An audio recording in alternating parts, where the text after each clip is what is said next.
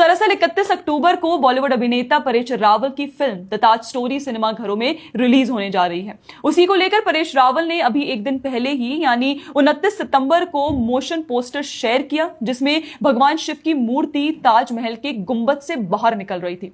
इस पोस्ट का कैप्शन था, what if everything you have been taught is a lie, the truth isn't just hidden, it's being judged, unveil the facts with #TajStory। दोस्तों, अब इस motion poster के release होते ही social media पर हाहाकार मच गया और परेश रावल पर मजहब के साथ खिलवाड़ करने जैसे रिएक्शंस आने लगे। वही लोग जो पद्मावती से लेकर अन्य फिल्मों के लिए बाकी दुनिया को ज्ञान देते हैं कि बिना फिल्म देखे किसी भी तरह का प्रोटेस्ट गलत है, वो लोग जो फिल्मों का विरोध करने वालों को रिग्रेसिव बताते हैं, वही लोग आज सबसे आगे बढ़कर खूब प्रोटेस्ट कर रहे हैं। अब सोचने वाली बात यह है कि जिन लोगों ने एक से बढ़कर एक कंट्रोवर्शियल मूवीज को क्रिएटिव फ्रीडम के नाम पर डिफेंड किया, उनकी तबीयत परेश रावल की मूवी के बारे में सुनकर क्यों खराब हो गई?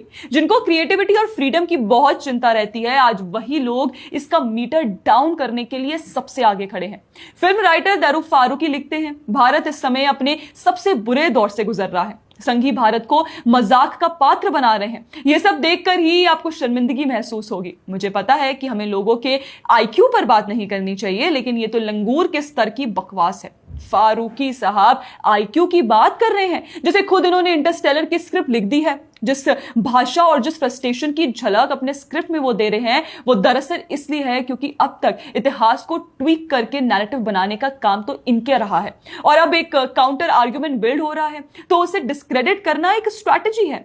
आगे चलते हैं। यहां पत्रकार मारिया खान लिखती हैं, बाबू राव से लेकर भाजपा के विदूषक तक परेश रावल ने साबित कर दिया है कि आप दशकों तक बॉलीवुड में टिके रह सकते हैं और फिर भी एक सस्ते संघी मीम के रूप में मर सकते हैं। ये सो कॉल्ड पत्रकार मोहतरमा जी द ताज स्टोरी की मोशन पोस्टर देखने मात्र से इस तरह इनका ब्रेन में वायरिंग फॉल्ट हुआ कि सीधे मरने की भाषा बोलने लगी। सोचिए, ये वही लोग हैं ना, दांतों से शब्द चबा चबा कर एक्सेंट वाली अंग्रेजी में डेमोक्रेसी, डायलॉग और डिसेंट की बात करते हैं, लेकिन ये सारा ज्ञान हिंदुओं के लिए। अगर थोड़ा सा भी काम इनके द्वारा फैलाए गए नैरेटिव के सामने एक डिस्कोर्स बनाने का आता है, तो इनकी सारी डेमोक्रेसी फर्स्ट फ्लाइट लेके तालिबान हेडक्वार्टर्स पहुंच जाती है और ये लोग मिथुन दा के पिक्चर के विलन भी भाषा बोलने लगते हैं। और इसी कड़ी में खुद को इतिहास की तुर्रम खान समझने वाली रुचिका शर्मा भी यहां कूद पड़ी।